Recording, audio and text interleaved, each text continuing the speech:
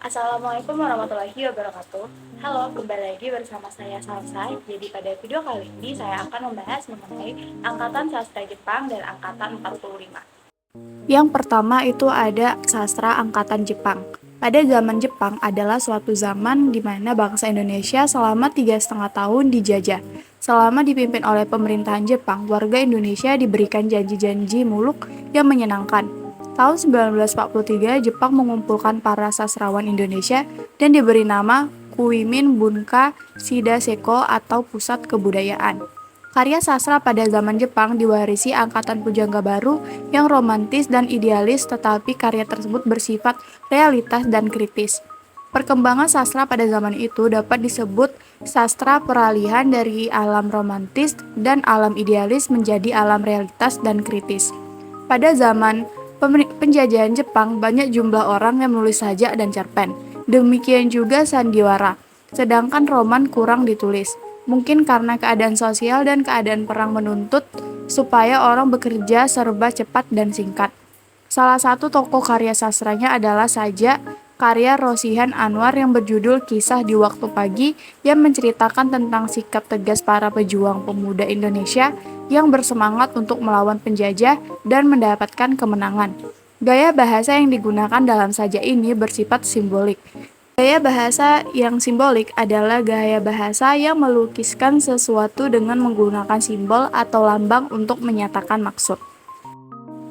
Selanjutnya ada Angkatan 45 atau juga disebut sebagai Angkatan Chairil Anwar. Karena Chairil Anwar dianggap sebagai pelopor terbentuknya angkatan ini. Angkatan 45 disebut juga sebagai Angkatan Kemerdekaan karena lahir pada masa perjuangan kemerdekaan Indonesia. Pemberi nama Angkatan 45 adalah Rosihan Anwar. Karya yang lahir dari angkatan ini sangat berbeda dengan angkatan sebelumnya. Hal ini dikarenakan 45 dilatar belakangi dengan penjajahan bangsa Jepang yang terkenal sangat keji. Karya sastra pada angkatan ini bercorak lebih realis dibandingkan karya sastra angkatan pujangga baru yang romantis dan idealis. Selain itu, karya sastra angkatan ini diwarnai dengan pengalaman hidup dan gejolak sosial politik budaya yang terjadi di tengah bangsa Indonesia. Gaya dari sastra ini lebih bersifat ekspresif dan revolusioner serta bersifat nasionalis. Sastra angkatan ini dikenal juga sebagai sastrawan yang tidak berteriak tetapi melaksanakan. Sastra angkatan 45 juga dikenal sebagai sastra yang bersifat wajar karena menggambarkan kehidupan sewajarnya dan memperkenalkan tokoh-tokoh dalam gaya yang dramatis, tidak mementingkan analisis fisik tetapi menonjolkan analisis kejiwaan melalui percakapan antar tokoh. Selanjutnya adapun karya terkenal dari angkatan 45 ini adalah berjudul Kerikil Tajam dan Yang Terhempas dan Yang Putus, karya Chairil Anwar. Kerikil Tajam dan Yang Terhempas dan Yang Putus merupakan sebuah buku kumpulan sajak karya Chairil Anwar yang terdiri atas dua bagian. Bagian pertama adalah Kerikil Tajam dan yang kedua adalah Yang Terhempas dan Yang Putus. Walaupun kedua kumpulan ini terbit dalam tahun yang sama, yaitu tahun 1949, Kerikil Tajam dan Yang Terhempas dan Yang Putus pertama kali diterbitkan oleh Pustaka Rakyat tahun 1949 yang selanjutnya diterbitkan oleh PT Dien Rakyat hingga mengalami cetak ulang sampai 11 kali pada tahun 1991. Sajak-sajak yang ada dalam kumpulan ini sebelumnya sudah pernah dimuat di beberapa media dan juga ada beberapa sajak yang untuk pertama kali diperkenalkan lewat pembacaan sajak yang dilakukan oleh penyairnya sendiri yaitu Chairil Anwar.